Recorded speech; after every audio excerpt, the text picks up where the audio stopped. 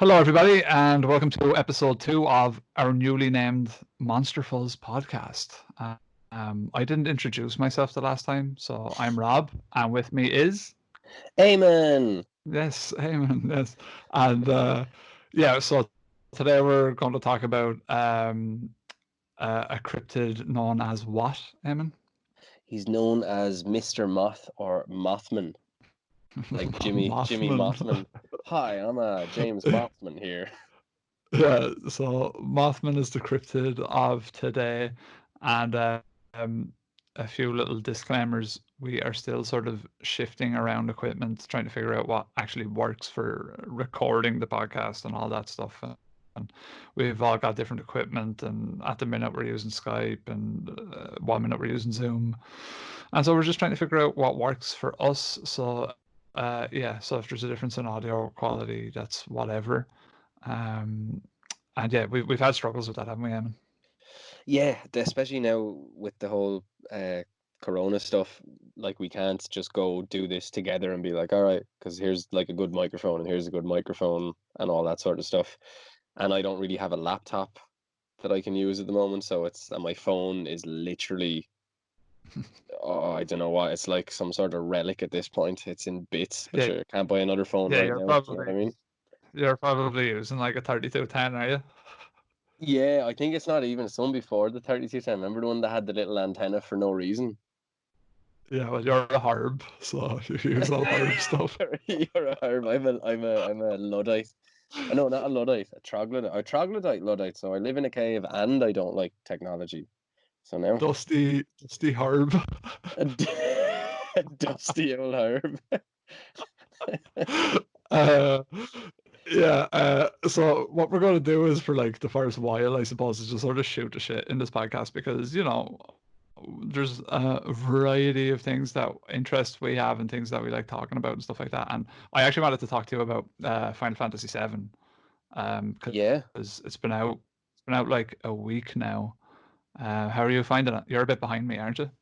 Yeah, so I'm just at the point where I've collected. I'm basically at Aerith's town, and I'm taking my time doing that. I'm working like 9 to 5, and then when you finish, sometimes you'll be like, oh, I'm a bit too wrecked to.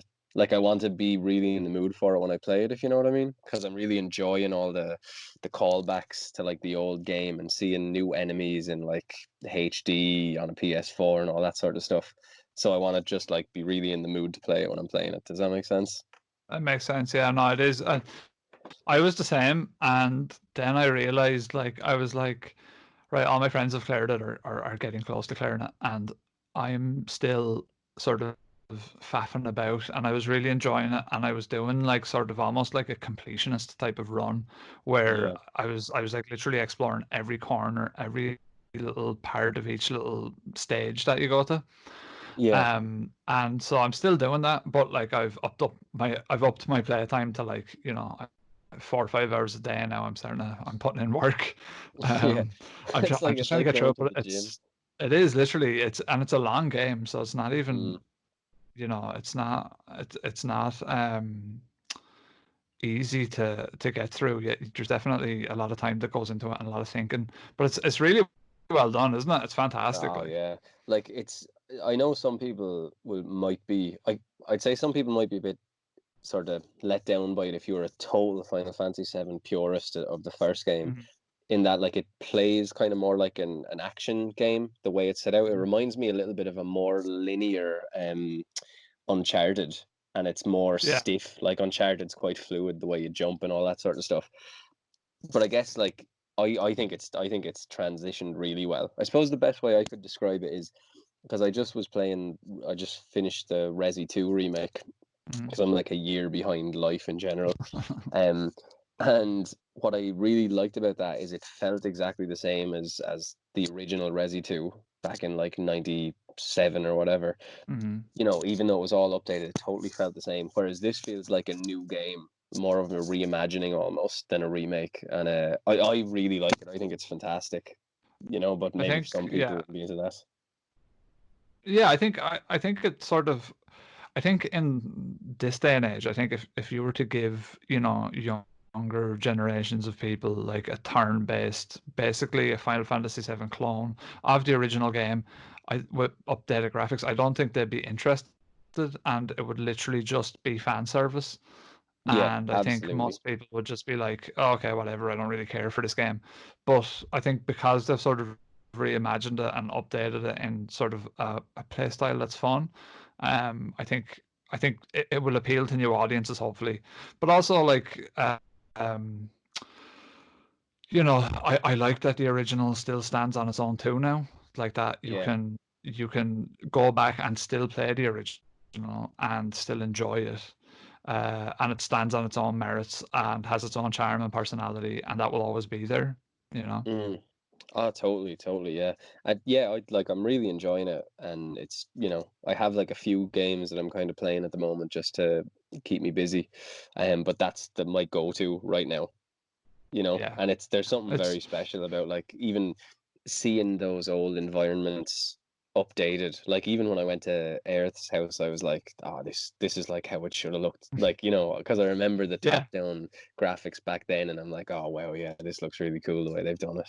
And that's the cool thing, because like I am almost 100% certain that when I played Final Fantasy VII, at the time I realized that the graphics were kind of not dated, but they were different. They weren't using Mm, 3D models and stuff, and it yeah. kind of felt a bit more old-fashioned at the time. But I remember playing it and thinking, "Oh, this would be so good in 3D," and and just like you said, like at Aerith's place, and a few other places, I was like, wow, this, yeah, as a young kid playing this game, I think I was probably 7 or 8 or 9 maybe when I started playing Final Fantasy VII.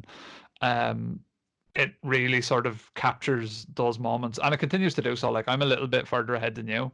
Like I'm sort of probably 2/3 through the game, and Right. it's fantastic throughout. And they really updated it and made it fun in a lot of the areas that were sort of not so standoutish in the original. Yeah, yeah. It does, like some of my favorite games are those Yakuza games.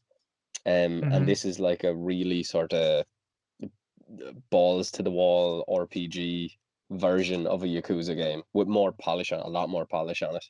And maybe some, less quirkiness slightly. But Uh, yeah, I'm just really enjoying it, like the story and like right now I'm, your man Chadley who does the materia for you. I'm trying to yeah, beat Shiva and yeah.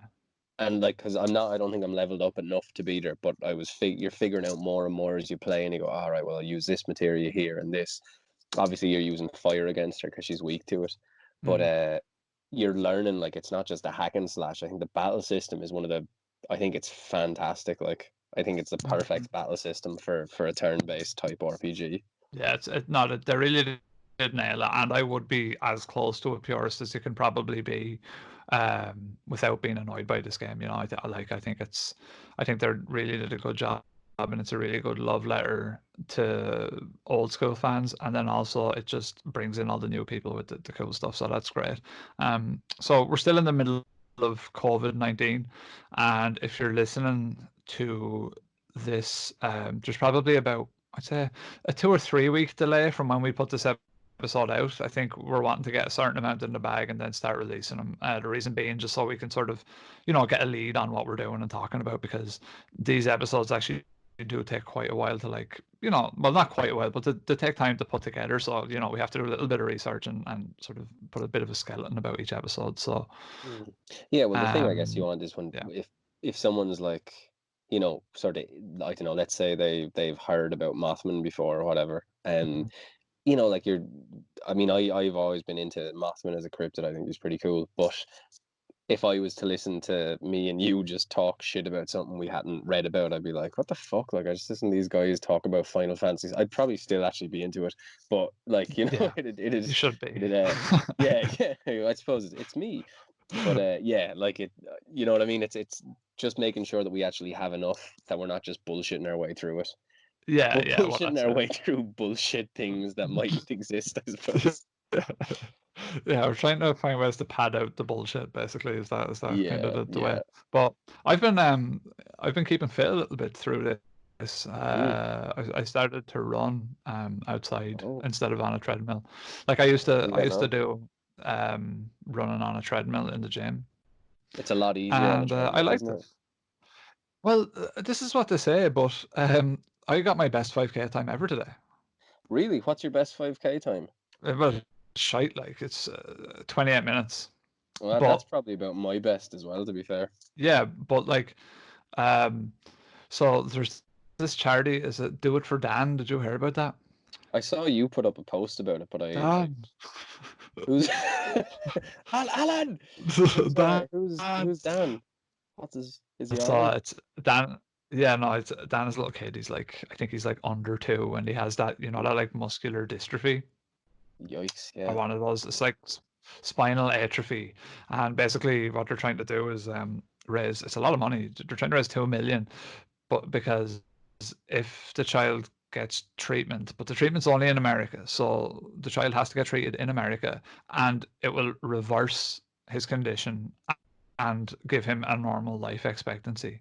But Oh. without the medication, he's going to die in like 12 months. Okay. So Jeez. yeah. How much money do they need? They've raised 1.3 million so far. Okay. Yeah, Right, but yeah, I suppose the medical bills in America are so crazy that. But I they're suppose yeah, Irish. They're an Irish couple. So yeah, yeah. But I yeah, guess they have to go over there yeah, to yeah. patients. Yeah, it'd be so expensive. Well, yeah. So Look, if people are I did listening, it for that. Dan, yeah, if you can help out. That's why I did it, and I ran the other day as well for a little while, and I enjoyed it. And I was like, shit, why did I never, because I do BJJ, and BJJ is like off the table probably for another year, I'd imagine. Yeah. I Same with me. I'm I doing just can't see. kickboxing and it's or kung Yeah, fu rather. It's the same sort of thing. Yeah. yeah. There's not like any contact sport like that. I just kind of have a feeling like we're not going to be seeing that on this side of 2020 anyway, at the very least. Yeah, yeah, yeah. No, I've been doing similar stuff myself. I've been running like I always ran a little bit, but I tried to just run a bit further, I Mhm. suppose. So usually I'd run 5K and kind of whether I was tired or not, I'd just be like that's that. So but yeah, I think I did 7K That's good. yesterday. Yeah. How did you And I'm feel? gonna try.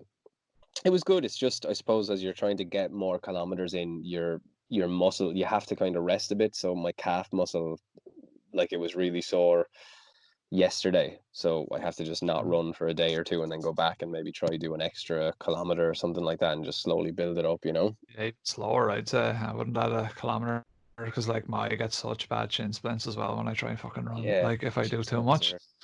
are that's it, But yeah, you I gotta think be careful. yeah, I think everyone like it's a good thing to do. I mean, like I'm slim and sort of I wouldn't say healthy, but like I'm not like I'm not unhealthy either. But I never really wanted to run outside. Like I kind of felt I don't know if self-conscious is the right word, but I just didn't want to. I don't know. I was like, "Ugh, do I want to be running out in public and all? Like I'm not really Yeah. into it.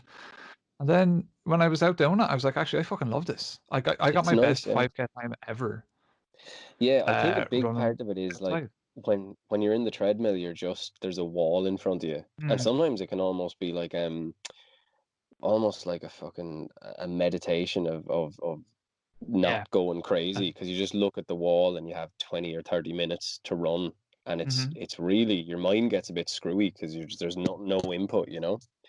Visually I suppose because my old gym just had like a black wall in front of you so it was like staring into the abyss for half an hour, running towards it and getting Yeah. nowhere.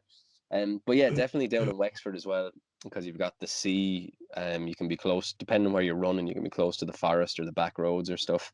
So there's good input like as you're running around and you can go in different directions. Like up in Dublin, it's quite busy, so you're just running around buildings and stuff like that. But yeah, I I don't really think like it I'd down like here. to run in Dublin. Like in some of in the suburbs, it'd be cool, yeah. But anywhere near the city, I don't think I'd be digging that at all. Oh no, I kind of had to do that because I was up obviously when we locked down or when we were locking down and not going to work for a few weeks. I was still up in my apartment up there. Oh, sorry, my apartment, the apartment I rent for a ridiculous amount of money and can barely afford. So that made me sound like I was some sort of fucking real estate investor. Um, which believe me, I'm not. but yeah, no, I'd run down the North Circular down to the Phibsborough Basin, which is like a kind of a reservoir with some birds in it, and do a lap of that, and then run back. It was about 5K, I'd say, again, the time I made it back home. But it is like you're just running past fucking 46As and like lads sitting on the Yeah. side of the path asking you for a few cockles and dimes or whatever. So That's what they look for in Dublin, is the cockles and yeah, they mussels. love cockles, but there's a big war going on because you like, obviously we all carry loose cockles around to trade with, in Buckets of anticipation for what's going to cockles. happen after. Buckets of cockles, alive, oh, but you'll give the homeless people cockles because you'll feel bad for them. But then the seagulls, those winged raptors, they have no remorse, so they'll actually attack the homeless people for their cockles.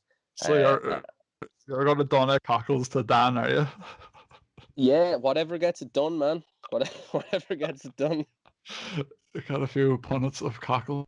A few punnets of Um, cockles. You can buy him. You can buy him uh, on the New Ross Road. and this segues. It doesn't segue at all Not even into remotely, no. into Mothman, but let me set the scene. Almost heaven, West Virginia, Blue Ridge Mountain, Shenandoah River. Mothman flying in the sky, ready to eat you. So Mothman, right? Like, let's just, Mothman better than I do. I'm kind of like the kid who is coming into an exam about a book and he's just read the synopsis and he's like, which that kid was me plenty of times in school. So like I just had the bullet points of the book and I'm like, oh yeah, that's what happened. So fill the lads in about Mothman. And yeah, Yeah, let us yeah. know. So Mothman, he's a cryptid, kind of a middle American cryptid. So kind of West Virginia.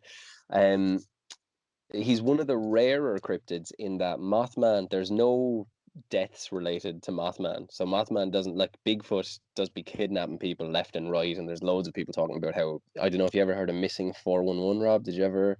No, no, I'm not So familiar.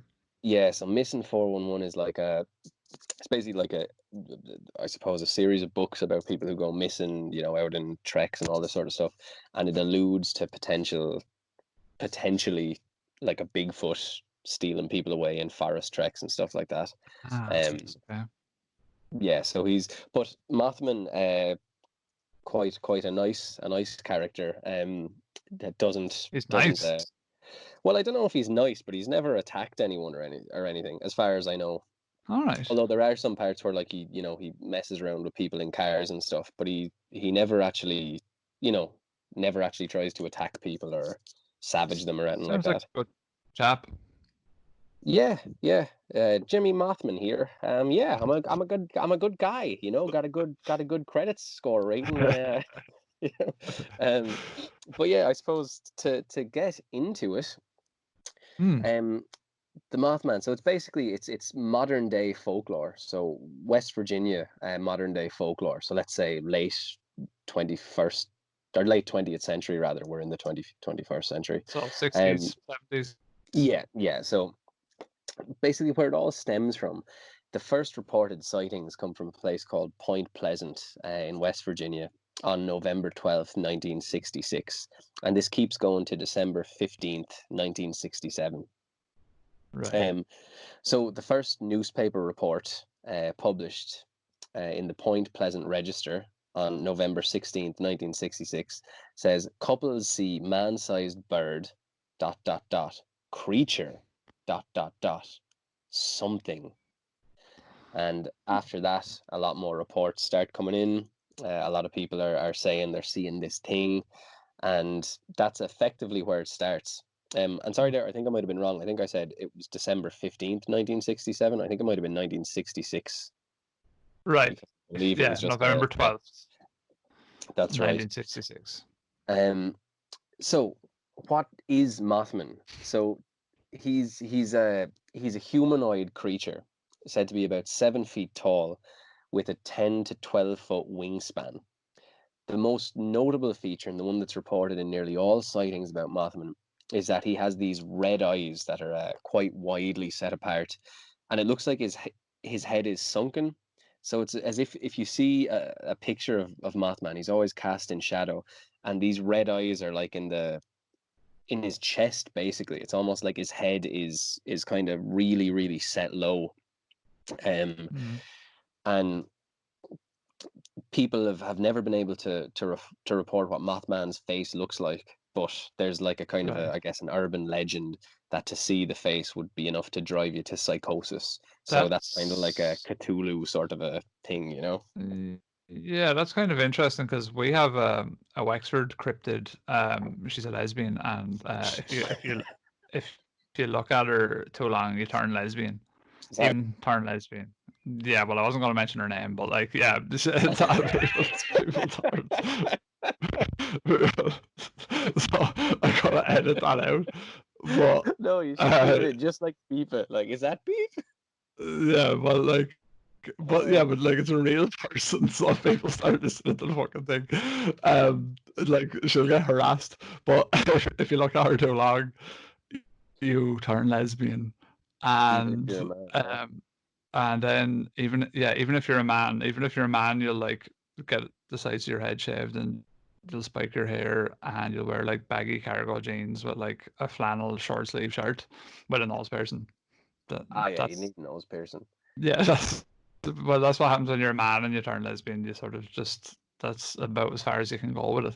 Do you But get yeah, a so different she's part of your nose pierced? Depend, like if you're a man that turns lesbian, you get like the right part of your nose pierced. But if you're a woman lesbian, a woman lesbian, but yeah, if you're a woman, then you get the left side of your nose pierced or well, something like that, maybe. if you're a man, you should never get your nose pierced. So you're already a Yes, it doesn't matter what lesbian. size. Yeah, Oh, that's it. Both equal. doesn't your cousin have his My no? He's more of a cousin does that. Yeah, balding. that's Yeah, exactly why I haven't been going to think about it. That actually indicates that you're bisexual. yeah, that's not surprising. That's what that is. That the septum person in modern times is synonymous with being bisexual. In ancient times, it meant you had raw machismo, but in modern times, Yeah. In ancient times, yeah. you're So yeah, sexually so partisan.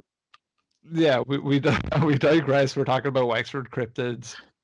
But so you reckon that Mothman's name might have come from the Batman TV show at the time? Yeah, when I was doing some research, this one came up a good bit. So I guess Batman, the TV show, the really popular Adam West TV show, was obviously probably at the height of its popularity. Well, actually, that's debatable. Was it at the height of its popularity then, or sort of later on in cult circles? But it was in 1966. There was only one season of it, and so people are saying that Batman, they couldn't call the thing Batman because there was a Yeah, Batman, so they went with Mothman. Um, I it was sort suppose of like other names you could have had, like Adam West, was it? Which one was which? Who played Batman at that time? yeah, Adam West was Adam Batman, West. Yeah. Burt Or Ward was was Robin.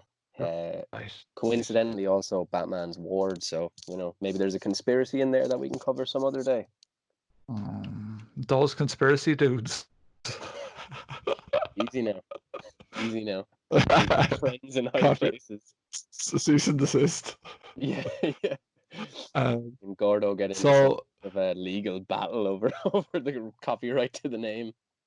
so is it plausible, right? That so we know that like let's just I suppose let's go with each connection as we discover them. Is it really possible that people would invent a cryptid based on a TV show about a superhero? That's a good point. I don't think that's yeah, I don't think that most normal, well-adjusted people would do that. See, because when I read that, I was like, yeah, the '60s were very sci-fi influenced. Like there was a lot of sci-fi and comic books, and it was sort of like a renaissance for that type of stuff at that time. Yeah, yeah, I Um, guess you are coming into that golden age because you had what was it, Spider-Man yeah. 65, and yeah, absolutely.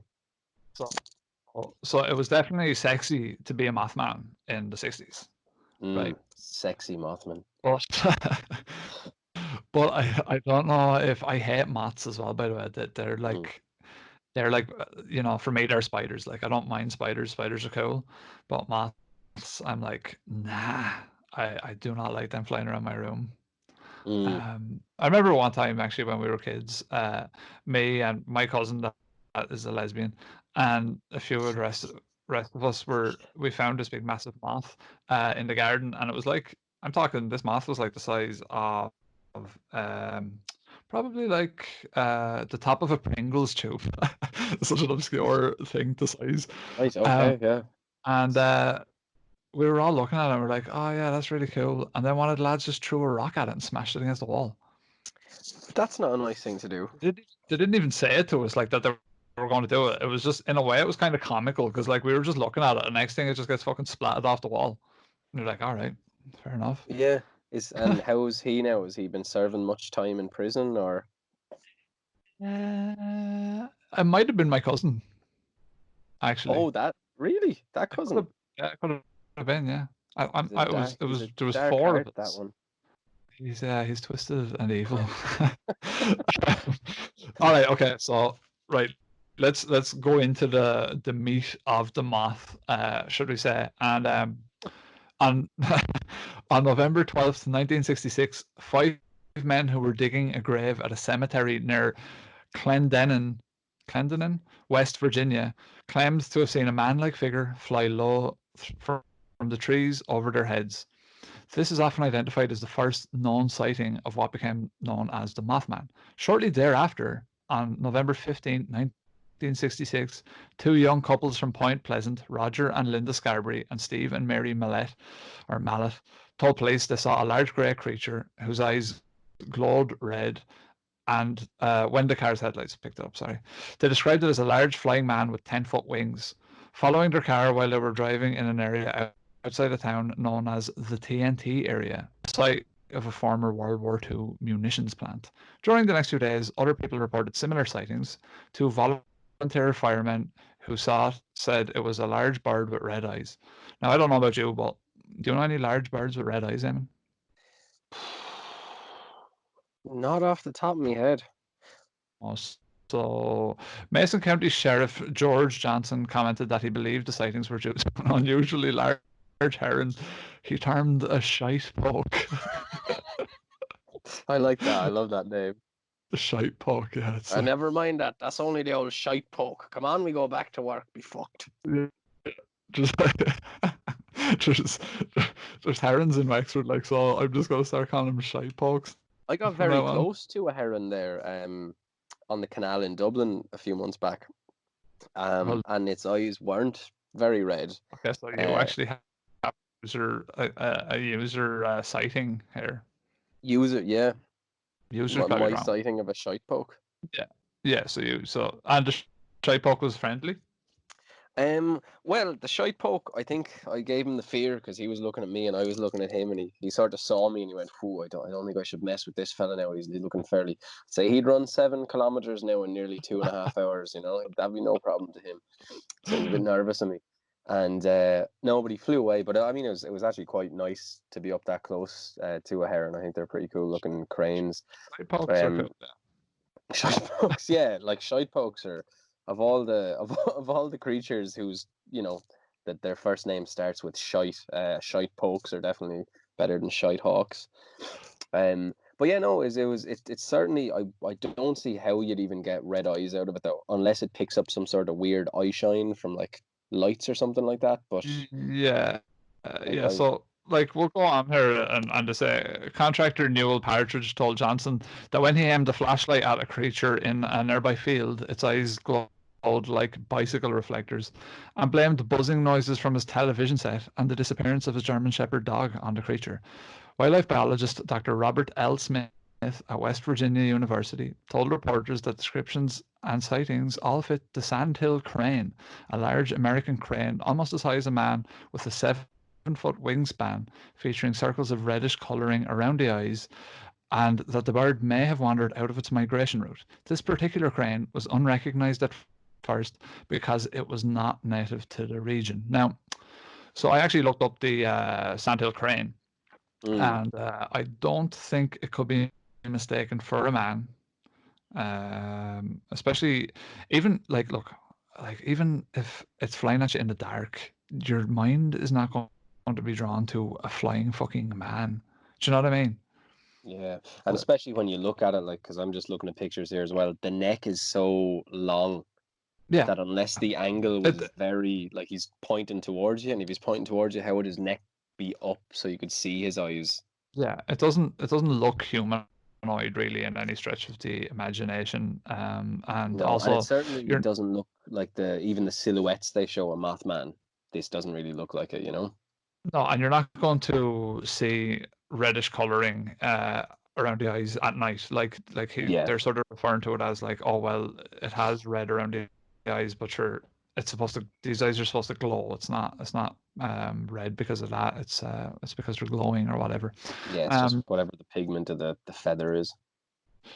so after the December 15th, 1967 collapse of the Silver Bridge and the death of 46 people, the incident gave rise to the legend and connected the Mothman sightings to the bridge collapse. So do you want to establish or go ahead and talk a bit more about that really and find out what the crack is with that? With the the bridge collapse, Hmm. yeah, so basically, the sightings start in '66. There's a slew of sightings up until 1967, just a few days before Christmas. And basically, we'll get into it in more depth in a little bit, but there's a link on the Silver Bridge that it there's something wrong with it. It's defective, and this Right. causes the bridge to basically just go straight into the water while there's quite a lot of cars on top of it. Um, Mm. and obviously, you have a lot of people basically dying because of that. Now, what's interesting is there's also other sightings after this where people basically say they've also seen the Mothman. I have to say stop saying Mothman, like the Mothman, Yeah. man, half moth. Sorry, the Mothman. So Yeah. according to a Georgian newspaper, um, I'm gonna get this name wogiously wrong, but Svobodnaya Gruzia, a That's not bad. Russian Yeah, that's not bad. yeah, I did my best now. I did my best. Yeah. A Russian ufologist. He basically claimed that Mothman sightings were seen in Moscow, which foreshadowed the 1999 Russian apartment bombings. Okay. Um, so it's funny. There's actually a lot more claims as well, and they kind of what do you call it, retcon. So there's a lot of claims as well that Chernobyl Mothman was seen before that. World War. I say I did it again, didn't I? Mothman. Sorry, Yeah. Mothman. Mm. Mothman was seen before that. He's seen. I can't remember if it's at the onset of World War One and Two or during World War One and Two.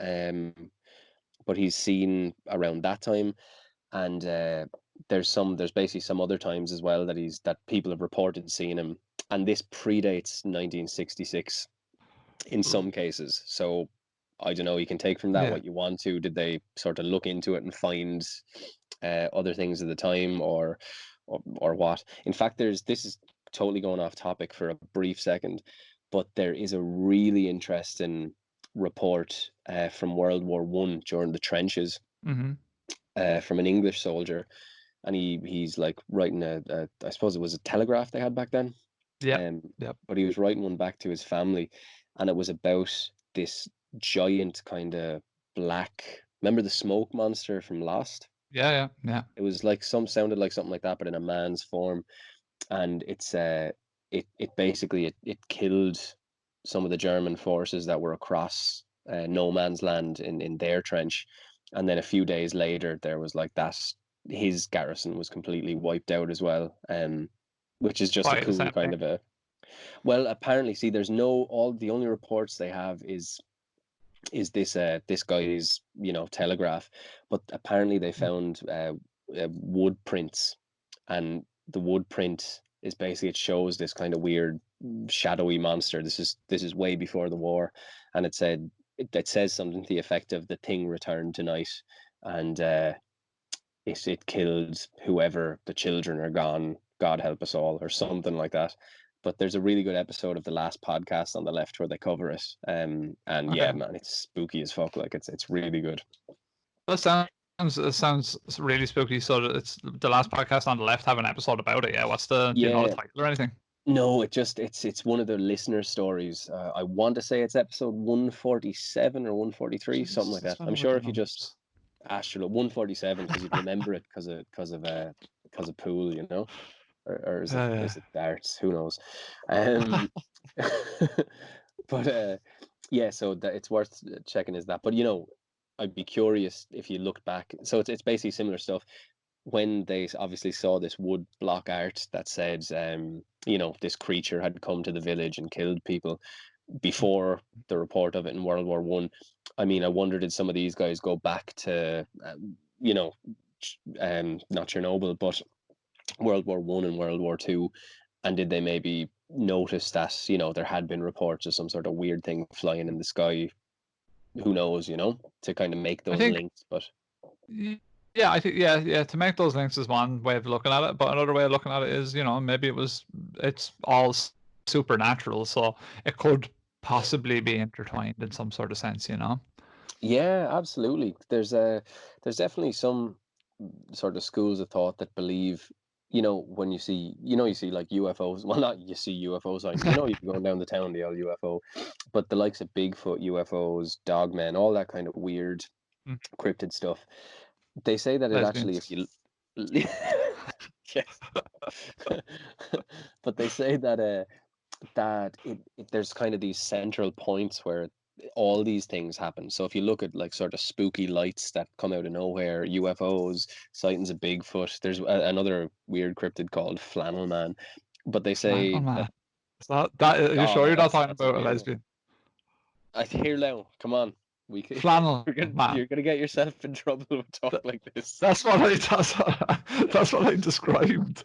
That's literally what I There is described. no, there's an interesting guy, Timothy Renner, wrote a book about all this stuff, and Okay. it's all about these places. He says the places themselves are kind of these I don't know, high energy areas, let's call them, and all this weird supernatural type stuff happens. Is there like a little tear in the fabric, or dimension, or Ah. I don't know, man. But it's pretty interesting anyway. But anyway, sorry, Very, I've kind of gone way off topic there. no, you haven't. It's all, look, as you would say, it's all relative. It all ties into to what we're talking about here, because at the end of the day, it is something that, like, it's not your average everyday thing. Mm. So where are we? So we're at 2016, WCHS TV, and this is they're a real crowd. It's not some type of weird cryptid thing or anything. Published a photo purported to be of the Mothman, taken by an anonymous man while driving on Route 2.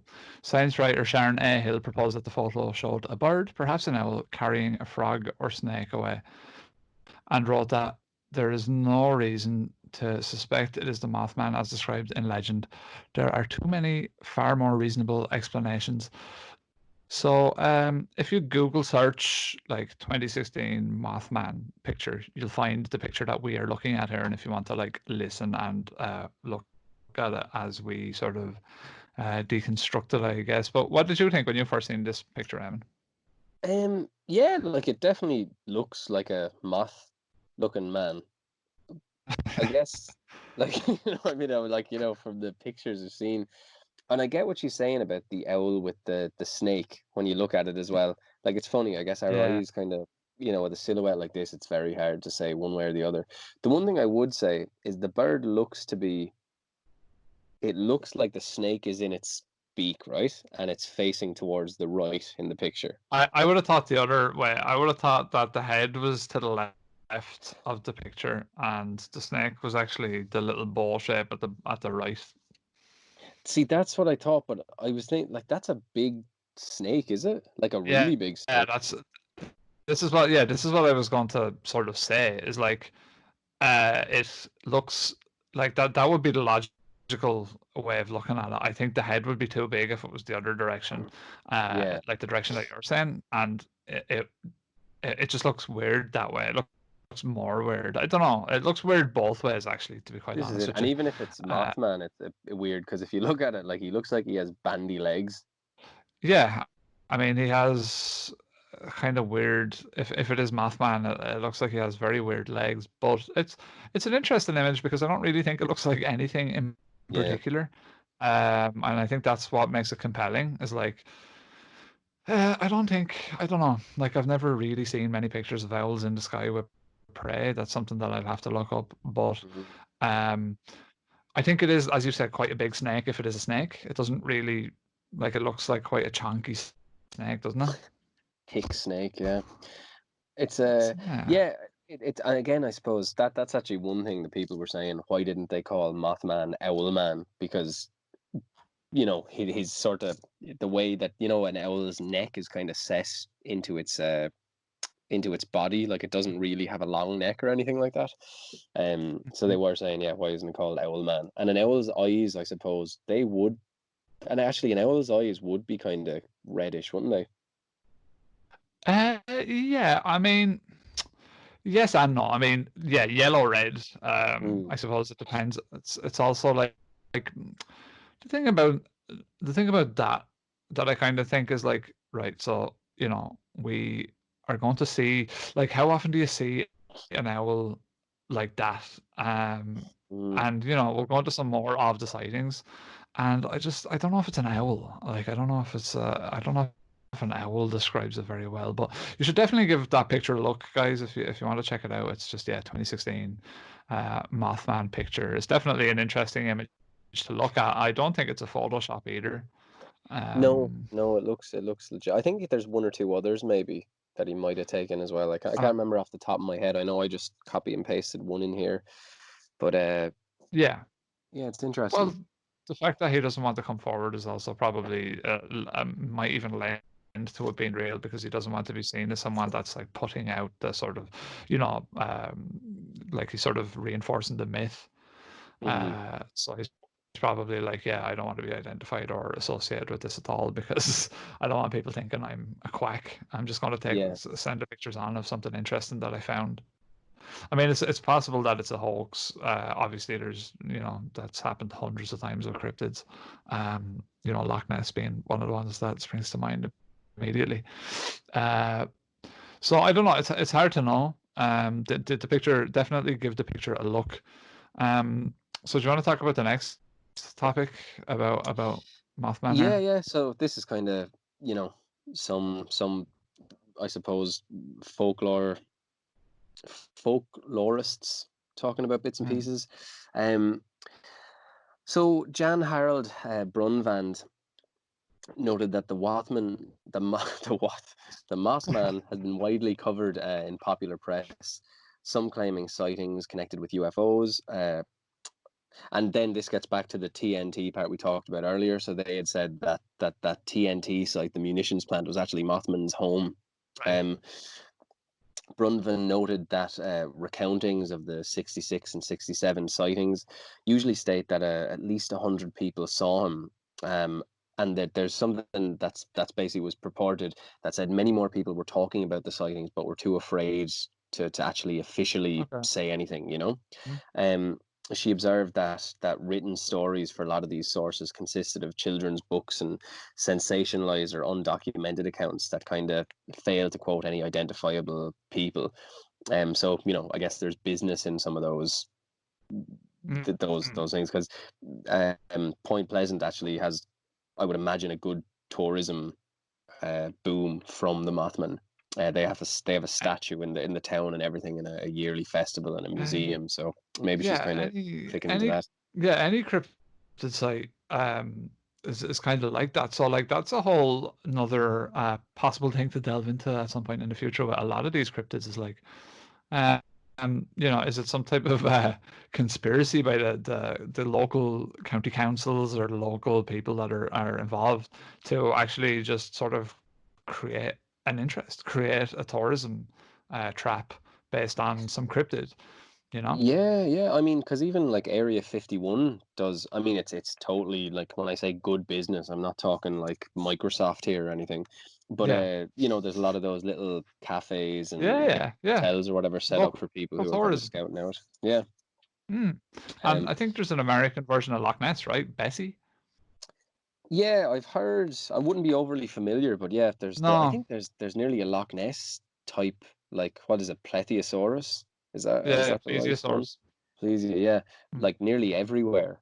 Like I know Japan has a similar snake-like one, but everywhere has like oh yeah, there's something weird in that lake over there, that river or whatever. We will be turning to the oceans possibly for the next episode as well. So it's a little hint Mm, for you guys that are listening that the mysterious what lies beneath in the deep blue yeah, seas we'll are. crack on with that one. So anyway, yeah, back to Mothman. Or what was the crack with Um, him? Yeah, so basically, Brunvand was saying that she found I'm thinking Jan, he or she, not sure. Will be a Um, fella, yeah, sorry. No. but that's it. Found elements in common with many of the Mothman reports and old folk tales. So kind of suggesting that something real may have triggered the scares and become woven with the existing folklore. It's a he. It's a he. Oh, He. oh, Yeah, Jan, you're a guy. So he also recalls anecdotal tales of the Mothman supposedly attacking the roofs of parked cars occupied by teenagers. So I assume that's like one of those morality tales where you go out to make out point and the guy with a hook for an arm tries to get into your car and all that sort of stuff, you know? Jason Voorhees, Michael Myers, all that type of stuff. Yeah, like the Mothman will get you if you let someone touch your tits or whatever. And that's true, so keep those tits under wraps. Um, conversely to this, Joe Nichols says that a number of hoaxes followed the publicity generated by the original reports, such as a group of construction workers who tied flashlights to helium balloons. So he thinks a lot of the Mothman stuff is pranks, misidentified planes, and sightings of, like we were talking about earlier, a barred owl or an albino owl. And that's what he's thinking that those glowing eyes were coming from. So it's caused from reflection or other bright sources rather than a light, I suppose, actually emanating from the eyes of this creature itself. Yeah, like the thing is with that is like owls, owls are in Ireland, Mm, and I've never fucking seen an owl ever in the wild. Much less like a fucking town of people seeing them all the time, and then much less them catching them in the car as they're driving to hit them with mm. lights to make their eyes seem red, Like obviously people do see owls, of course, but how often is that? Yeah, this is it. Like, I mean, like I've definitely seen animals or whatever when I've been out, but yeah, just out on the town seeing all the animals. But like you know what I mean? Like you see birds go by, you see bats, you see, like I said, the shite poke. Um Yeah, shite pogs. but it's like it's like I've never, if something had these mad red eyes and was flying alongside the car, do you know what I mean? I think I'd be kind of like, oh, that's a weird owl or something. Do you know what I mean? Yeah, yeah. My first logical like the thing is like this has been cited so many times, and I'm sort of thinking like, right, is this how much of this is made up, which obviously is quite there's a degree of that. How much Yeah, of it is like false owl sightings, which I think is probably in the lesser because yeah, my mind is logically not going to go, oh yeah, that's a massive Mothman. yeah, But it's to this day, right? So, we're at 2020 right now. Here's some sightings in 2017 that have been seen. So, according to the University of Chicago psychologist David A. Gallo, 55 sightings of Mothman in Chicago during 2017, published on the website of self-described Fortean researcher Lon Strickler, are a selective sample. Gallo explains that he's not sampling random people and asking if they saw the Mothman. He's just counting the number of people that voluntarily came forward to report a sighting, according to Gallo. People more likely to visit paranormal-centric website like Strickler's might also be more inclined to believe in and therefore witness the existence of a Mothman. So I agree with this, and I also disagree with it. I think, yeah, for sure, people that want to believe in something are more likely to see it. Like it's like how ultra religious people like sort of say that they like feel a presence, or yeah, that they believe in a sort of semi-real element to religion, like a tangible sort of thing. Whereas I'm sort of thinking, yeah, on that website is it people that are sort of looking for things more? Like maybe they might find something because they are actually looking for it. So, whereas you or I are going to look for Mothman, that's for sure. yeah, But for sure. yeah, but like the average Joe is not going to be looking for a Mothman.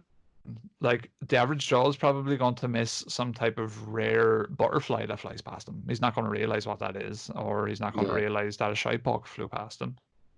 You know? yeah. It's easy to miss the old shite pokes. Well, shite pokes are actually they're actually fairly hard to see sometimes when they're in the wild. They blend in pretty good as well. So that's Mm, another little thing about shite pokes probably not being the Mothman. We should just call this episode the shite. the shite poke. Yeah. So, do you want to go into the little pseudoscience bit here? Yeah. So some pseudoscience adherents. So you're talking about paranormal investigators, cryptozoologists, ufologists. I think it's ufologists, not UFO-logists. So I'm going to say Yeah, ufologists. ufologist, Like, yeah, I think that's ufologist. what I go. Yeah. So they kind of claim that the Mothman was an alien, a supernatural manifestation, or a previously unknown species of animal. So famously, the guy John Keel, who wrote the book The Mothman Prophecies in 1975, which became the movie starring Richard Gere, I want to say 2000 and I think it was like 2001 or 2002 or something like Yeah, that. it was Um, early 2000s. yeah, definitely early 2000s. So he claimed that Point Pleasant residents experienced precognitions, including premonitions of the collapse of the Silver Bridge. They would have seen UFOs around that time. And this part I kind of like the best. Visits from inhuman or threatening men in black and sort of other strange phenomena like that. But yeah, anytime the men in black show up, I'm kind of like, ooh, governments, ooh, what's going on? Yeah, Man in Black. Yeah, so like, you've actually seen the Mothman Prophecies. I was meant to watch it in preparation for this episode, but I didn't get around to it because Final Fantasy VII Yeah, that's took up my understandable. time. But is it a good film? Is it worth watching? And does it tie It's in with the Mothman like legend? Yeah, it's been a while since I've seen it now. But It's got good reviews. yeah, it's not in terms of like a movie about a giant cryptid that flies around the skies with red eyes. I mean, it's not bad. It goes into more rather than a creature feature. It's more of a psychological movie. Right.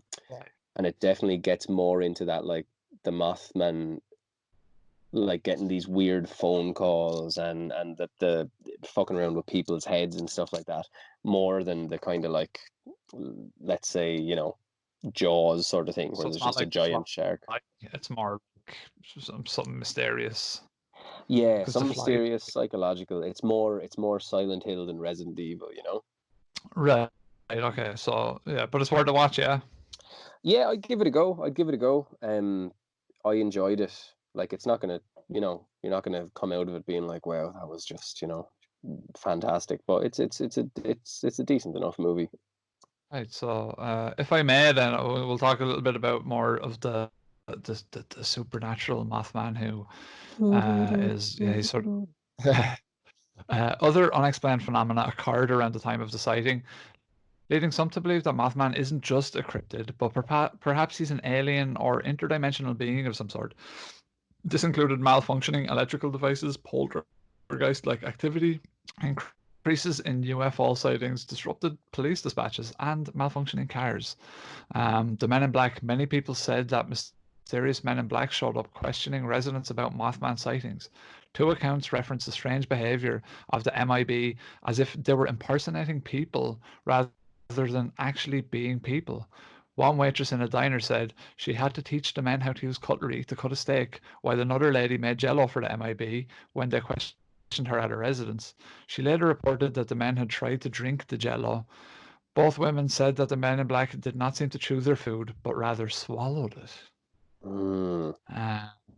Were the men in black old age pensioners, perhaps? Or Potentially. what do you think about that? That's an interesting Yeah, um there's this thing about the hey. Men in Black that people like. So you have the thing about the Men in Black where they say it's the government kind of trying to put the kibosh on people talking about, aliens, UFOs, all that sort of crack. But I like this kind of one where the Men in Black themselves are the aliens, or they're Benevolent yeah, maybe jello they're eaters. coming down trying to figure it out. Jello drinking jabronis. So it's all going West Virginia, really. I mean, if you're into cryptids, definitely go to West Virginia. It doesn't sound as serene as John Denver painted it in the song, but No. like what? So like let's break it down here and let's go into some of the older type of things, and let's go get into in-depth sort of side of it. So if you want to tell us about the harbinger of sorrow, Eamon. Yeah, so this is a harbinger of sorrow.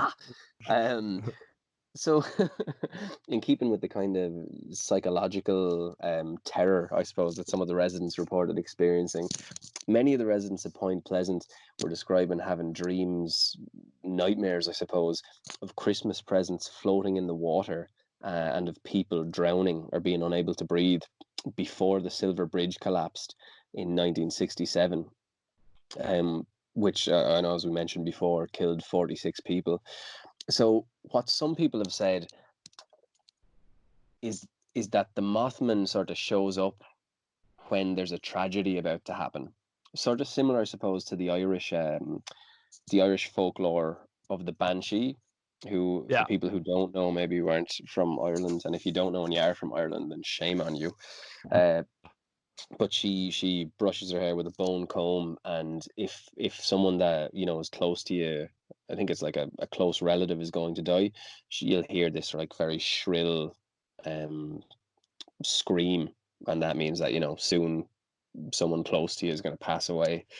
So the Mothman is thought to be something similar like this, like he's trying to warn people that something is going to happen, uh, which is sort of like a pretty stupid way to warn people, is just fly around the place and freak him out and give him, precognitions, but don't be actually explicit about what's going to happen. Don't be like, hey, December 15th, let's close the bridge down because it's going to fall. That would have been more helpful, Mothman, than just sort of, it's like that Old Testament shit. God's just like, well, you have to have faith in me. And you're like, well, could you not come down and show us that you're really there? And then that way we would have faith. And he's like, no, you have to believe without actually knowing whether I'm here or not, because I'm like some sort of strange ex-girlfriend that's got psychological issues, So yeah, take from that what you will. So this Marcella Bennett character, who had an Mm, encounter with the Mothman, said she continued to feel Mothman's presence after the encounter.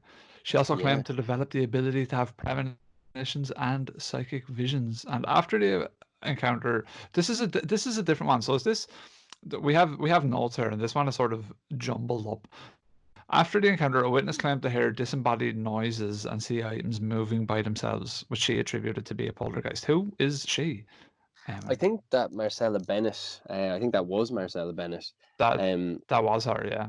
yeah, and there's a few other witnesses as well that had kind of similar things where they're talking about, I don't know, let's call it residual energy or something. The Mothman Right. heads off, but there's still this sort of weirdness in the air.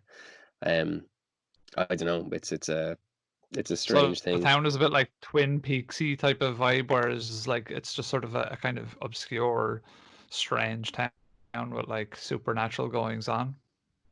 Yeah, I think that's fair enough to say, and it's quite Twin Peaksy in general, anyway, isn't it? Like Point Pleasant, Yeah. like that Yeah, it's sort very of. like all American type of that type of vibe, which Twin Peaks, by the way, if you haven't watched, is worth the watch for sure. Mm, Especially if you're into supernatural or off the wall, quirky things. The original, I haven't seen the latest season, but the first two seasons are fantastic. I love that show. It's one of my favorites. So do give it a watch if you are into this type of thing. yeah, yeah. Um, so there was so we had outbreaks that occurred in Chicago. And what's this part here, Eamon, about the Chicago Tribune here? Yeah, so on the 6th of July, in 2017, more than 100 people were shot over the weekend. The police confirmed that Right. 14 of the homicides occurred between Friday evening and Wednesday morning. And this all happens after there is a spate of Mothman sightings around the area. So there was over 20 sightings between April and July of that year. Right. Um, so I was kind of trying to figure out. Basically, I only read that there had been these Mothman sightings, and I was trying to figure out if there was some sort of link. So in Chicago, basically, there's like Chi-town. In where? Chi-town or Chirac if you're into it like I am. Chirac. I like that. Yeah. Chirac. That's cool. Um, so there's an escalation of gun related Yeah. violence, Yeah. That's right. where the killings increased from 485 to 764. Um, before the holiday weekend, President Trump took to Twitter, and he was touting a new task force aimed at decreasing the spread of illegal guns in the city. Um, uh, and I think there have been plans for that under the previous administration as well. So Mm-hmm. that sort of looked as if, okay, maybe the Mothman is coming in to say, there's going to be a few shootings there coming up shortly. However, Yes, I see what you're. Yeah, okay, that right, I get that's you. the link, right? But in 2018, the city ended the year with an estimated 561 homicides, right? Right. And in 2017, there was 660 homicides. Right. In 2017, there were 660 homicides. But in 2016, there was 777 homicides. So if you look at the Mm-hmm. trend, it's actually going down rather than up on an annual basis. Right. So the Mothman's like a year too late. Um, Ah. yeah, So. exactly. Now, I don't Yeah. know how many people were sort of killed in gun shootings over a sort of a weekend, because you've got 14 Yeah. between Friday and Wednesday, so maybe that was a spike or something like that. Right. In 2017, then you have 2,777 shootings, and in 2016 you have 3,550. So that's quite a drop of nearly a third from the previous year. So the statistics, they don't really include killings on area expressways, police involved shootings, self defense, and stuff like that. Mm-hmm. So I suppose that's, maybe you know yourself, when you look at data and stuff like that, you can often kind of make it say what you want it to say, I suppose. You know what I mean? Depending what way Yeah, you cut it out. skew it to suit your narrative. Yeah, for sure. Yeah, exactly. And again, I'm just getting this off online sources, so it could be that something And quite tragic happened that I didn't see. But maybe Mothman just is not great at statistics. maybe Mothman is a member of Chief Keef's gang in Chirac, and he busts caps.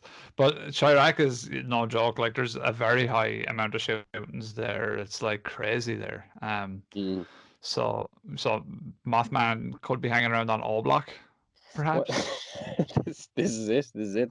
Coldest city in the country. Is that it? Gets cold in Chicago.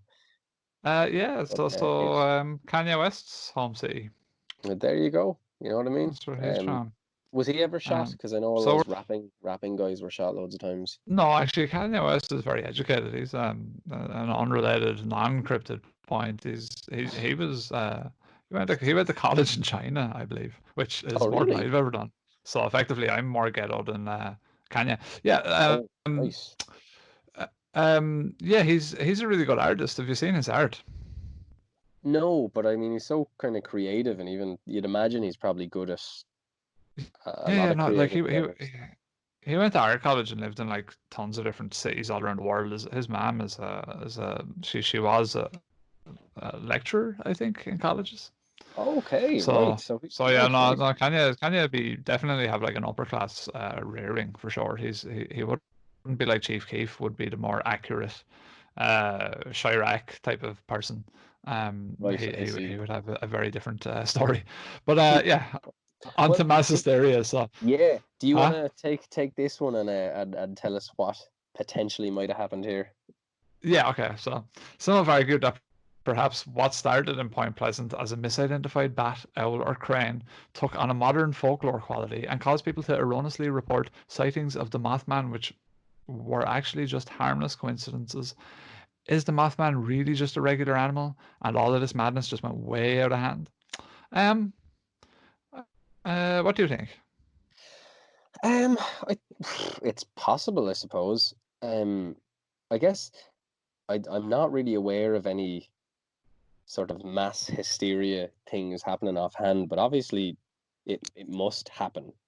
Yeah, Do you know what I mean? I'm I sure remember there's there was, examples. yeah, I know that off the top of my head there was something that I looked at years ago, and it was to do with it was a mass hysteria of people dancing in like 17th century France or something, and Mhm. like people were just going mad and having a dance in the middle of the streets, Well, and it was a type of mass hysteria, I suppose. there's yeah, there's actually, funnily enough, I'm actually reading a book at the minute. I can't remember the name of it. It could be something to do with habits. It's a book on habits, but basically it's really interesting. So for toothpaste, when they first brought out toothpaste, no one was interested. No one cared about toothpaste. They were like, yeah, I'm brushing my teeth, whatever. It doesn't feel any better. I don't really care. So, Mm, so at the time, I think it was Procter and Gamble, uh, Pepsodent, I think was the first big toothpaste company. So at the time, they realized like, okay, we're not actually going to be able to sell people toothpaste because they don't actually have like a, it doesn't feel any different to them after they brush.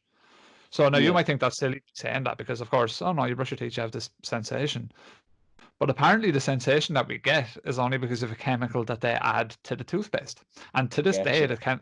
the chemical is still in the toothpaste. It basically makes your gums tingle, and Okay. because that film that you get on your teeth naturally occurs regardless, and that's just a natural thing. And obviously, back then. And people didn't care about the film on their teeth because, well, it was just natural. Everyone had it.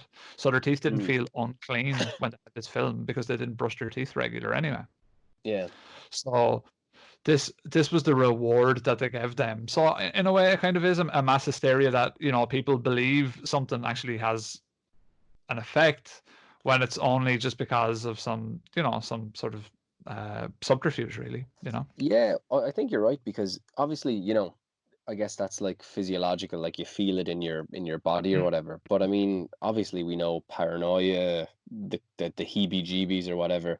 Like if people keep talking about, I'm seeing this weird It'll spook thing, you. yeah, and Mm. then maybe you will see, you'll sort of make a poor judgment when you see something that can be explained quite easily. I know to the podcast years ago with around Slender Man, and Yeah. when we were doing it, the electrical equipment went down, and it was like, Oh shit. so say for example, I said like, oh yes, this week's episode is on Slender Man, and when I said that, it went Slender Man, man, and it was like No way. I hadn't heard a glitch like that before. It was really creepy, and it's you kind of, I suppose you could kind of go, fuck, where is he? He's around. Like this is what's happening. But that's Um, a crazy coincidence, to be fair. exactly, exactly. And I suppose that's the thing, is it just coincidences that people attribute too much weight to? Because, as we all know, if you have something on your mind, you tend to see it everywhere. So yeah, and I'd just like to add as well, like it's for one thing, like for us, we're all sitting in our houses. Most of the time, we live in towns or built up areas, and if we don't, we're acclimated to the countryside, or whatever.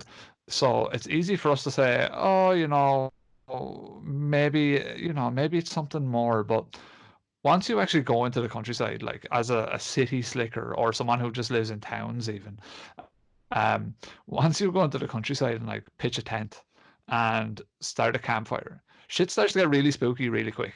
Yeah, for sure. It does, like, and you start telling stories and shit, and the Yeah. next thing you know, everyone's getting really like. Do you remember that night? And this was in town. This is years ago. Myself and Eamon were in a friend's house, and we just watched all these stupid videos about like cryptids and things like that, and we spent the whole time walking home with the fear, basically. Yeah, Yeah. pretty much, Do pretty you remember much. that? Yeah. I was Yeah, shitting my pants that night. so was I, yeah, because we walked through Belvedere, didn't we? And then like we had to part ways or So whatever, and scary. it was, I think Yeah. there was an awkward sort of, just we're like just chatting probably longer than we needed to under the lamppost or whatever. Two grown men. Two grown ass men. Yeah, like in their early 20s, like, Yeah, hilarious. unaware of the danger that was so close. Uh, so, do you want to talk about the tulpa or tulpa or what? Yeah, so this is one that I put in. It's Right. something I came across a while ago.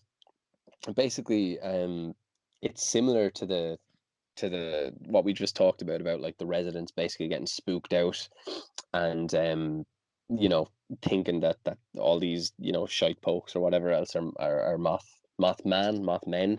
Um, Yeah. but is it possible that they created what's called a tulpa? Oh, Basically, what a tulpa is it's a concept in mysticism, um, where an object is created through spiritual or mental powers. we'll be Um, coming back to this actually as well. So keep talking there. But yeah, I'll definitely yeah, come back to this. it's adapted by 20th century theosophists Mhm. from Tibetan sprul pa, which means emanation or manifestation. So basically, there's parts in Tibetan. I'm not. I think it's Buddhism, but it's certainly like sort of Tibetan spirituality. I'm Yeah. pretty sure it's bullshit. That was a Freudian slip. Pretty sure it's Buddhism, Shit. but it's Because basically that you can create a physical entity using sort of mental yeah, so it's powers like or whatever. yes, yeah. Yeah, so yeah, it's like yeah, you're thinking it's like what Instagram influencers try and tell you, like, you can manifest your thoughts with fucking hard work and all that shit. It's basically a version of that, really, isn't it? Yeah, pretty much. It's Except this tries to fucking jump on your car when you're trying to get a hand job. and yeah, this is it, you know, which is not really cool, no matter who created you. Um, but it's yeah. I mean, is it possible that with that level of hysteria, that you know you can kind of birth that into existence some way? There's actually there's all these kind of cryptids and stuff like that, especially Slenderman, because Slenderman is something that we know was created online. We Yep, know it it's a came from racist like a creepy spoof. pasta. Yeah. Yeah, exactly. Um, so the thing about that is it possible that because everyone's kind of pretending it's real and freaking out about it, that you can kind of manifest it in some way? And maybe it's only even in your own dimensional sphere. So, you know, the Slender Man, there was those two girls who nearly stabbed another girl to death for the Yeah, Slender yeah, Man. yeah. Is it Mhm. possible that, you know, at least in their minds, they could actually see him or interact with him, but it was in So their yeah, reality and not ours, I suppose. so yeah, so here's one for you. This is really cool, and it's on kind of the tulpa type of thing. There's actually a theory, and we'll get to this when we actually do an episode about them. I don't know if you've ever heard about this, but there's a theory that Loch Ness is a product of, and shouts out to John for this one, by the way. He was the one that gave me the lead on this, so if you're listening, shouts out to Okay. John. Um, that Loch Ness was created by Aleister Crowley's magic. Yeah. Yeah, have you heard that one? I haven't heard that, but I've heard like I know a lot of this Tulpa stuff. Even Grant Morrison, the DC writer, well, not DC, he writes Yeah. Marvel as well, but comic book writer, he Yeah. talks about a lot of this magic, elemental magic, and conjuring spirits and stuff like that. Mm, mm. So I haven't heard this, but I'm curious for you to continue with it. I'm not actually too well versed in it. I've literally just heard it, so I will be researching it for sure on the Loch Ness episode. We'll definitely delve into it. But it's a really fun and interesting thing because Aleister Crowley lived in Scotland. They had a huge manor there. I think actually Jimmy Page ended up buying that house. Um, Nice. but it's a cool idea that like this fucking lunatic is doing tons of magic, and next thing you know, you have all the supernatural stuff happening. As a matter of fact, uh, in some cases, and we'll talk about it a little bit once we get to the Loch Ness episode. Loch Ness being birthed by magic is actually probably more plausible than some of the theories about Loch Ness, to be quite honest with you, because at Really, yeah. least we know that Aleister Crowley was doing magic in the area at the time. You know. Yeah, that's true. So like that's like you're like, well, he definitely did do that. So then it's a whole different question about is magic real, do you know? And then so you're getting into fucking crazy shit. Um, Yeah. Mothman the alien. What about Mothman the alien, Eamon?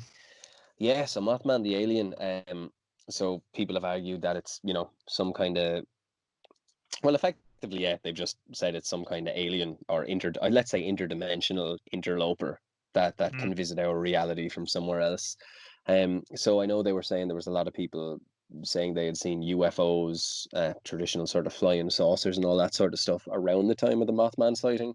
So potentially is that the ship he traveled through the galaxies on, and then he kind of got out and for some reason was able to breathe our atmosphere, and then just decided he was going to fly around the place a bit, and then headed off, I suppose, when he was finished. Right. I don't know. Yeah, I suppose. Like, all right, Mothman. So the TNT toxic waste animal coming in phase 4 of the Marvel Cinematic Universe. Stan Lee, R.I.P. Stan, mesmerizing Mothman. The TNT munition site where Mothman was sighted was thought to be his den. This site was reported to be swimming in toxic waste. And as we all know, from the Incredible Hulk to Spider-Man to Daredevil to Dr. Manhattan, and who can forget the lovable and deformed Toxic Avenger? Toxic waste causes cool superpower stuff to happen. So did Mothman get the clairvoyance and telepathy of Professor Xavier, along with the ability to fly and have generally terrifying eyes? Also, was Mothman originally a man or a moth, perhaps a vagrant who was sleeping in the TNT site? There are there's a bit of a typo there. There are other sightings of Mothman which purport him to wear slacks and might allude to him have been originally a man. So think of like Baxter Stockman from the Turtles. He's a cool Yeah, dude. exactly. Or a giant sentient moth who understands the necessity of covering one's shame. A giant, yeah, he could be a moth that's just wanting to cover up a little bit. Yeah. So yeah, what do you think?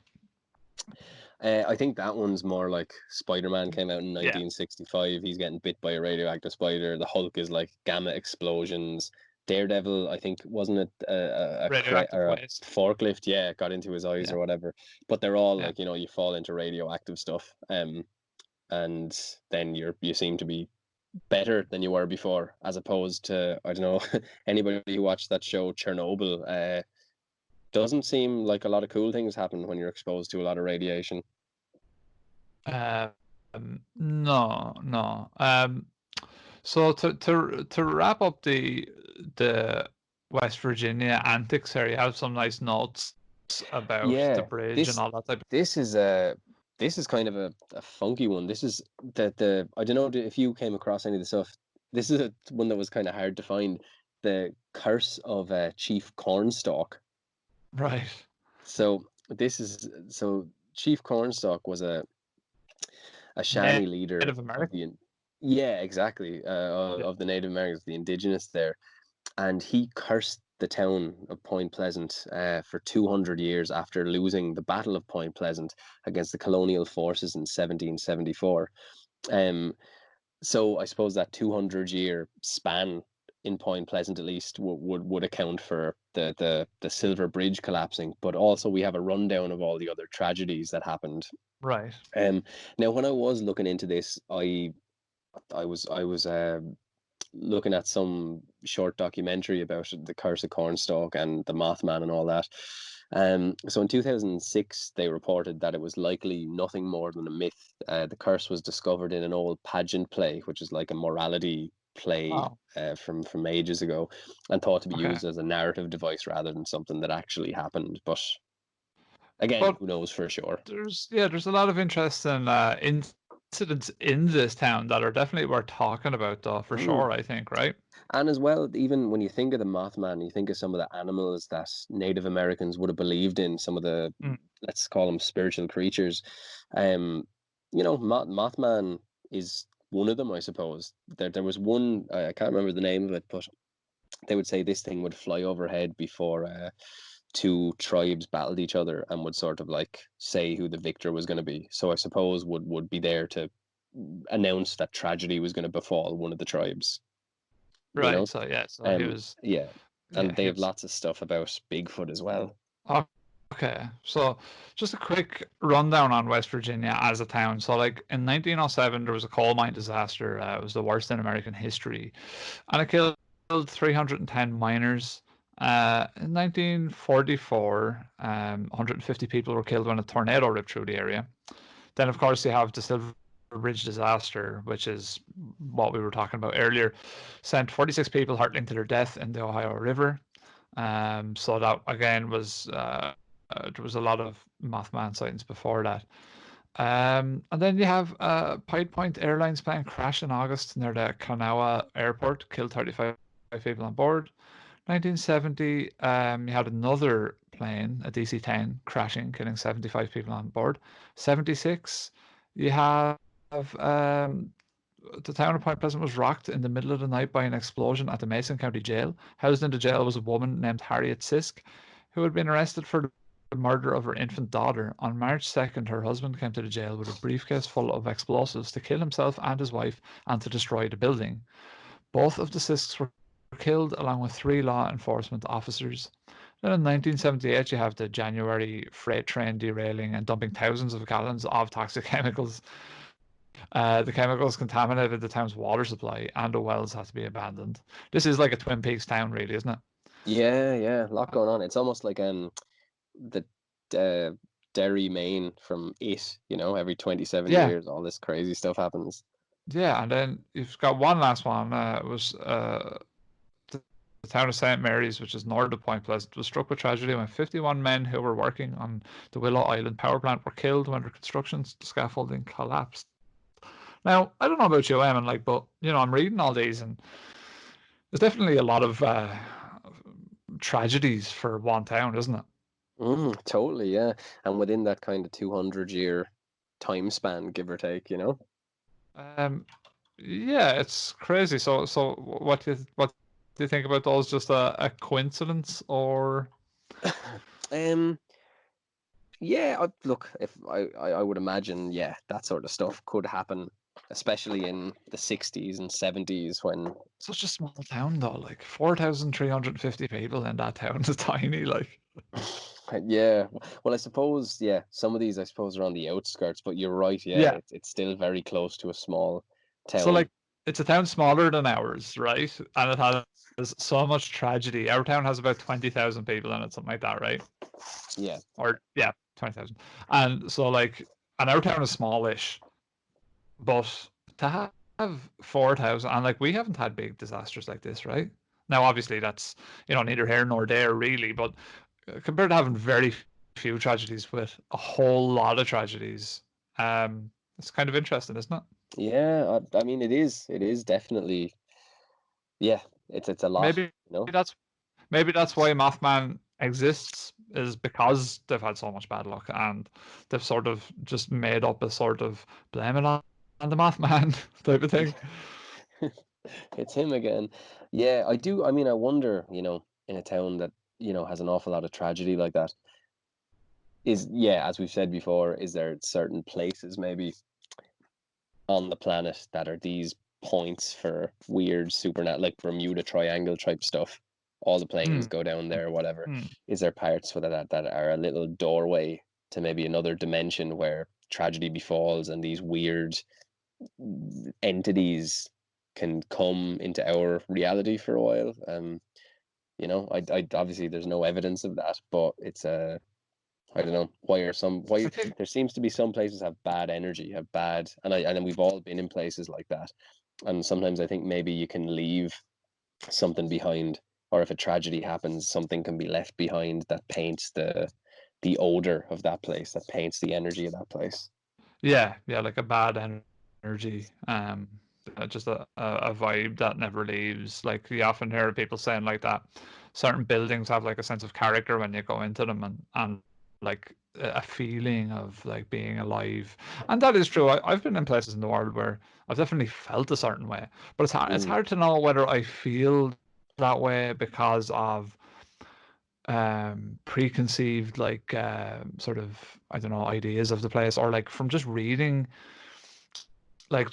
about them before I go there. Do you know what I mean? Like, for example, yeah, if I was in the Colosseum of Rome, does it have more of an impact because I know it's the Colosseum of Rome?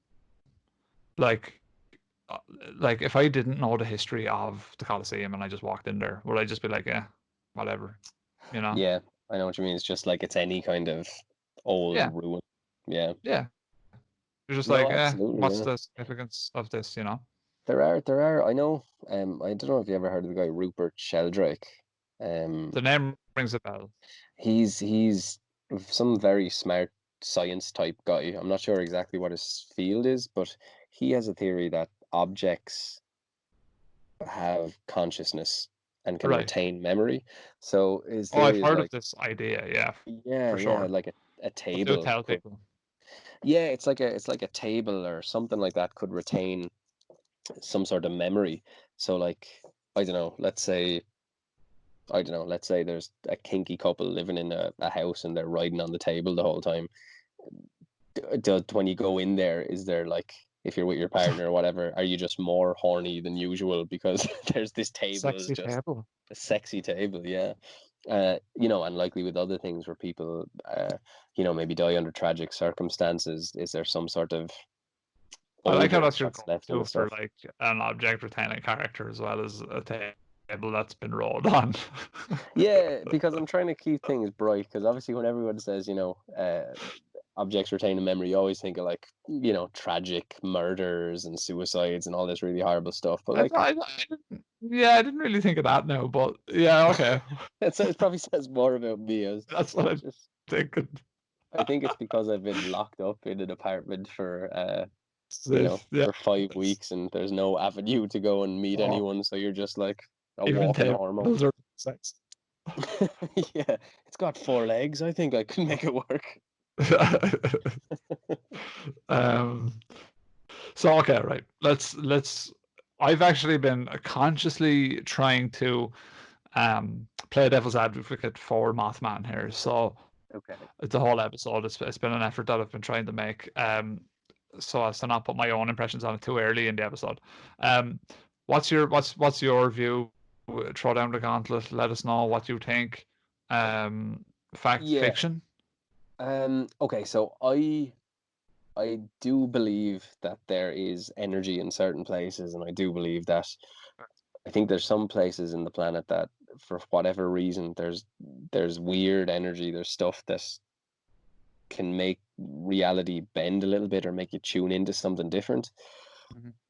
In terms of a flying moth man going around the place, to be fair, he's probably one of he's up in my top 10 cryptids, because I just like the idea of this thing that's sort of like clairvoyant and can get into your mind and all this sort of stuff. Yeah. Um, and I think in the movie The Mothman Prophecies, I think the main character winds up getting phone calls from like, I can't remember off the top of my head, I think it's his dead wife or his dead Right. daughter or something like that, and it's attributed to the Mothman. So I think I like all that stuff. I I don't know, like I don't know. I'll put it to you this way. I'll put it to you this way, right? And Right. this is the best way I can explain this stuff. I would be surprised if there was a big, giant, red-eyed, 7 foot man owl with a big Yeah. wingspan going around the place. Right. But if you put me in a forest in Point Pleasant and said you'd give me X amount of money to just hang out in that forest for the night with nothing but a Mhm. flashlight, I would be very nervous. Yeah. I'd do it. So that's on our Monster Fuzz. It's good having a name. On our Yeah. Monster Fuzz tour, you guys can send us to different places and we'll do what we do, like Blair Witch videos Yeah, just sort from. of sit and look at the 12-hour live feed of the two of us being afraid for maybe 2 hours and then being bored for 10 hours. Yeah, but it's cool, like, because I play guitar and you sing, so we can That's jam true, out actually. and Yeah, all and we just can. have fun and have a good That would be time. good. Couple of couple of Yeah. couple of Um. whiskeys. Yeah. What about Couple of you? six. What do you think of the Mothman? So yeah. So I think really I don't believe. I think if I was to sort of break it down, I think a lot of the sightings in the 60s were a combination of things. I think some of it was old wives' tales, people trying to, spook people on purpose, trying to have fun with it. I think then, obviously, as we mentioned earlier, there was kind of a science fiction buzz at the time. So it sort of it was sexy to bring out a Mothman. It was funny, and and there's also, we will talk about them in another episode. I think they're called what's the name of them? But like jackalopes and all those things. They're like American lager sort of mythology. Like the guys used to make them up around a campfire, Oh, and yeah, yeah, yeah. yeah, the jackalope and all that type of stuff. And I think I think Mothman is a little bit of that. I think he's part of that. I think he fits into it more, but maybe I think there's maybe a bit more variety to his character for some reason or another. Because maybe people did think that they seen him. Maybe kids did see like an owl or a shite bug, and they thought it was Mothman only because they knew of Mothman before they seen it. I think had they have seen, had they not have known about Mothman and they seen something, I think they would have just went, oh, whatever. But I think because they'd heard of Mothman, it was like, okay, yeah, that's Mothman, Yeah, I tend to agree with you on that one. I suppose the other thing, kind of the pink elephant in the room, is Mothman isn't bad business for Point Pleasant. Yeah, they have Like a in Mothman festival. perpetuating this. They have a Mothman festival, yeah, as we said, they have a Mothman statue, there's a Mothman museum. I'd say they get Mm. some good business for a small town. You know, I would go there and check out Yeah, all the Mothman stuff and buy like Mothman lattes or whatever they're t-shirts. selling. T-shirts are probably more, yeah, probably more Yeah, likely. Mothman lattes. Oh, oh Lord, what's a Mothman latte? Did it just fucking put a dead moth in it or something? It's got, yeah, like when like a moth dies or whatever, it turns to dust.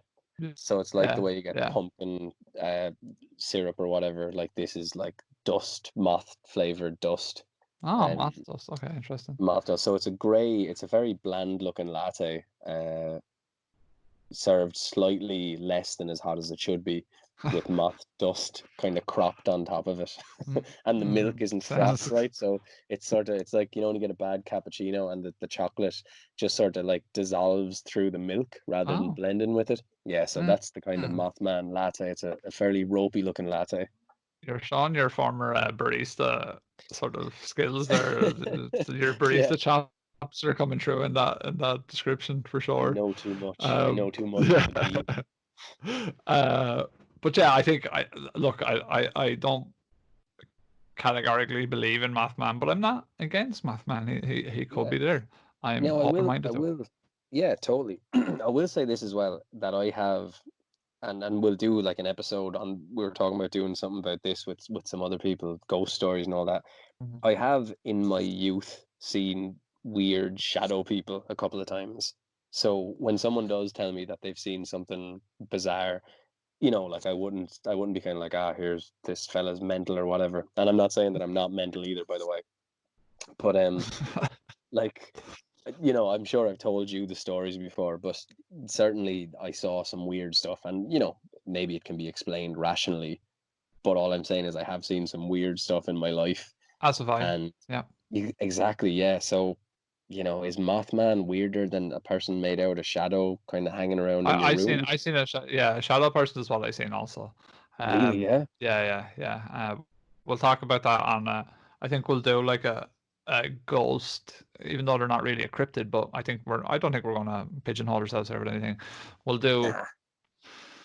we'll do a sort of paranormal spook episode about things like that because that's really one of the only weird things that I've actually seen in my life. And usually, I mean, you know me, I'm not really like the type that would be like, oh, it's funny that I'm doing a fucking cryptid podcast, but I'm not like really that guy who's like, oh, I'll entertain the possibility, but I don't usually go searching for paranormal stuff, you know? Yeah, you're a pretty rational dude. Like you're Yeah, like when you see something and you go, that's what it seems like, and that's what I think. And yeah. you're right, like more often than not. Yeah, it's interesting. I look. I think Mothman is fun. I think there's I think America needs some good cryptids. They have a few. I think Mothman is definitely interesting enough to explore and look into. So if you guys are into Mothman and you enjoyed our conversation about Mothman, definitely check out. There's a lot of research and there's a lot of stuff that we didn't touch. Like there's too much for us to touch. So generally, what we do is like we'll get the wiki, we'll give you the bullet points, and then we'll uh, search for other little interesting tidbits. Eamon is the Mothman expert here, so I was Yeah, lucky. and even at that, I'm nothing of an expert. Like, yeah, No, yeah, but yeah. I think that's the fun of it is just generally, well, either one of us has an interest in something and we'll do it that way. So, but I think that's it. Was that everything, Eamon? Is there anything you want to add? yeah. No, I think that about rounds it up. when we're recording this, it's still lockdown. No one's really allowed to do much. So hopefully by the time you hear this, things will have opened up a bit and everyone's keeping well, and there's no the death rates are staying low, the infection rates are staying low, and hopefully you're just having a bit of crack listening to this, and you're not needing to worry or be distracted by the whole pandemic thing. So fingers crossed that when it comes out, everything's in a better situation than it is now. And you're not having sex with tables. Stay away from yourself and stay away from those tables, because I tell you one thing, the splinters are shocking. Don't know what you're doing to fucking create splinters off a table. Oh, I'm doing If you some got a fairly hard, Dremel for a Mickey. hard gyrating against the old table. Do you strap a drill bit to the top of your Mickey? Yeah, they always break those drill bits. All right, guys. Thanks for listening. This is Monster Fuzz episode 2. Hope you enjoyed. Eamon, do you want to say goodbye? See you later, guys. Thanks for listening. And that's it from us. Cheers for listening.